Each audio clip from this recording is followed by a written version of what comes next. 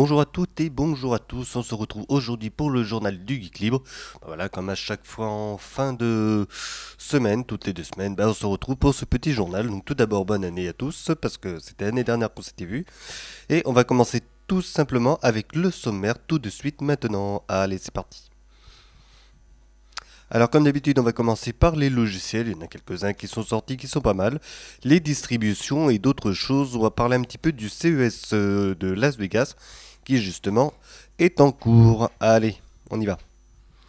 On commence avec Ancestris, donc Ancestris qui passe en version 0.9, c'est tout simplement un logiciel de généalogie qui est libre évidemment, ça va de soi, il est disponible sous Linux, toute version, BSD, Solaris, donc Mac OS X et Windows, et il est écrit en langage Java, donc pour la version de Windows, il faut quand même Java de préinstaller à l'avance. Amélioration au niveau du logiciel. Donc on a le module de géographie qui a été amélioré, celui de gestion des lieux aussi et la vitesse de chargement des données. L'interface quant à elle a été revue. De nouveaux éditeurs ont vu le jour, donc comme Aries et Sinus pour ceux qui connaissent un petit peu le logiciel. Donc voilà, c'est deux nouveaux auditeurs qui sont arrivés. Il y a des outils supplémentaires qui sont à notre disposition. Voilà, donc on peut le télécharger, on peut découvrir un petit peu tout ça et pas mal de petites nouveautés aussi qui sont à l'intérieur, ce qui est plutôt pas mal. Et pour ceux qui s'intéressent vraiment à la généalogie et tout, voilà, c'est vraiment un bon compromis. Donc comme j'ai dit, il est vraiment installable sur toutes les versions sauf plateforme mobile. C'est sur les PC uniquement. Donc voilà, Ancestris. On continue avec The Marmotte, alors qu'il y a un film d'animation, j'en parle tout simplement parce qu'il utilise des logiciels libres. Donc c'est un film d'animation qui raconte l'histoire d'une marmotte qui est libre et qui va voyager à travers le monde. Donc c'est à peu près le synopsis du film.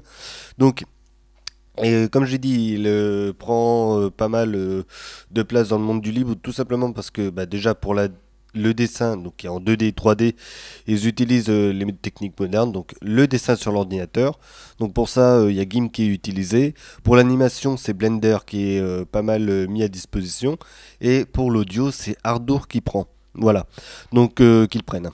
C'est plutôt pas mal. Donc pour l'animation, par exemple, si c'est fait en 2D, bon, ils le font sur GIMP, comme ce que l'on a nous devant nous en image. Donc c'est un greffon qui a été fait maison, afin d'être libre de faire ce que l'on veut, d'être libre dans les choix et tout. Il y a pas mal de petits greffons qu'ils utilisent, ou plutôt qui ont été réalisés pour pouvoir faire ce film, voilà, d'animation au sein du GIMP. Et pareil, après Blender, évidemment, c'est pour faire l'animation 3D et tout ça. À voir par la suite, ça fait quelques années qu'ils sont dessus, et bon évidemment ça se fait pas en un coup. Le principal intérêt là-dessus, c'est qu'ils essaient de faire exactement ce que l'on avait fait dans le temps avec le dessin, ça veut dire au crayon, fusain, tout ce que vous voulez, ce qu'il y avait à l'époque, comme les bons vieux Disney que l'on a connus quand on était petit. C'est vraiment du dessin 2D, 3D de base avec entre guillemets comme si c'était du crayon. Donc normalement on devrait se retrouver avec un dessin animé digne des années 90 et avant que l'ordinateur ne soit mis à contribution pour tout le reste, comme ce qu'on a pu connaître avec Toy Story, premier du nom pour l'ordinateur, et ce qui a suivi après, comme l'âge de glace et tout, qui est vraiment fait en synthèse 3D avec l'ordinateur. Allez, on continue cette fois-ci avec les distributions. On commence par Porteus, qui passe en 3.2.2, donc lui il est sur Slackware. Kernel Linux, donc lui c'est tout simplement le 4.9. Il y a des mises à jour de bureau évidemment qui sont disponibles, donc c'est KDE, Mate et d'autres bureaux.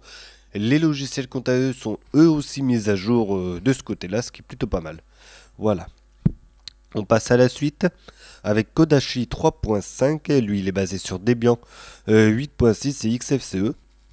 Donc, il y a un ajout de Refractory Installer, ou installer comme vous voulez, pour une installation permanente, parce qu'avant c'était qu'un live CD, et maintenant c'est directement disponible en installation permanente, ce qui est pas mal. Il y a de nouveaux outils qui ont été ajoutés, et il est fait aussi pour la sécurité, surtout pour garder l'anonymat pour le surf web et tout. Voilà. On continue avec Calculate Linux qui passe en version 17. Lui, il est basé sur Gentoo. Il y a pas mal de nouveautés à l'intérieur, notamment sur l'interface qui change pas mal. Donc, nouvelles icônes faites maison, le nouveau thème. Enfin voilà, ça c'est sur la partie plus graphique. Après, il y a la possibilité de démarrer le système sans puce audio dans les options de démarrage, ce qui est original, mais c'est à savoir au cas où c'est pour pouvoir débugger le tout. Possibilité de downgrader des mises à jour. Donc on a mis une mise à jour, ça ne nous va pas. On a la possibilité de revenir en arrière, ce qui est pas mal. Il y a d'autres nouveautés évidemment, d'autres petites fonctionnalités qui sont dedans. J'ai pas tout saisi dans l'article, mais c'est à peu près les grosses choses que l'on peut retirer de tout ça. Voilà, donc Calculate Linux qui a fait une petite refonte du système. Mise à jour des logiciels évidemment à l'intérieur. Allez, on passe à la suite avec Blancon. Donc lui, c'est un système qui vient d'Indonésie. Il est basé sur GNOME 3 mais modifié, qu'ils ont appelé Monokwari. Voilà, Monokwari. C'est pour le nom évidemment. Le bureau donc que l'on a devant nous, qui est sur GNOME 3, certes, mais c'est un mix entre GTK+, qui forme le GNOME, et HTML5, donc comme la petite sidebar que vous voyez sur la gauche. Donc il y a des widgets disponibles avec la météo par exemple, d'autres choses qui seront possibles. Je le testerai de toute façon celui-là. Il supporte aussi des écrans en très haute définition, ce qui est plutôt pas mal pour l'arrivée des écrans déjà 21/9 plus 4K ou 5K pour l'arrivée des nouveaux écrans ou moniteurs LG et tout. Donc ils sont en train de passer à de la 5K, peut-être qu'on va arriver à plus de la 8K plus tard. Je pense qu'il n'y en a plus pour très très longtemps. Donc à voir par la suite, mais la 4K ça arrive, c'est plus une fiction, c'est vraiment d'actualité à l'heure actuelle. Mac et Windows se sont mis, ce serait pas mal que justement Linux ait ça de base dedans. Bon, je pense que Ubuntu est tout le long, mais pour tous les autres systèmes, c'est plutôt pas mal qu'ils s'y mettent aussi. Allez, on va passer à d'autres choses avec le CES de Las Vegas. Donc, je parlais de LG vite fait tout à l'heure. Donc là, eux, ce qu'ils ont fait, c'est un record de finesse pour le LG Signature. Donc, ils l'ont présenté, enfin, ils le présentent au CES parce qu'ils l'ont réellement là ce week-end, avec un écran OLED de 3 mm, non 2,5 mm d'épaisseur. Donc, ils disent 3, mais c'est réellement 2,5 mm d'épaisseur. C'est extrêmement peu, c'est limite une feuille de papier. Alors comment ça s'accroche? Donc c'est tout simplement fait avec un système d'aimant. Voilà, vous le mettez au mur, hop, et ça s'accroche. Et pour le son, je ne sais pas si vous voyez bien, mais sous l'écran, on peut apercevoir une bande un petit peu noire qui va en direction des enceintes qui se trouvent sur l'étagère en vitre. Voilà, donc pour le son, ce qu'ils ont mis, c'est du Dolby Atmos, c'est-à-dire que ça simule le son qui soit à l'avant, à l'arrière ou au-dessus de vous. Normalement, c'est censé pouvoir faire ce genre d'effet comme si on était un petit peu au cinéma et un petit peu plus avec l'arrivée du son qui vient du plafond. Voilà, donc si on a par exemple un film, un hélicoptère qui passe justement au-dessus de nous, on va l'entendre de derrière, au-dessus de nous et après à l'avant. C'est censé émuler ce genre de son en l'occurrence.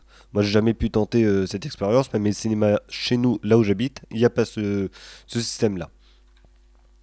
On continue avec Cyberdroid qui vient de France, donc c'est à Limoges qu'ils sont basés. Alors pourquoi eux? Tout simplement parce qu'ils sont aussi au CES de Las Vegas. Voilà, c'est un robot humanoïde qui est capable d'aider les personnes en situation de handicap.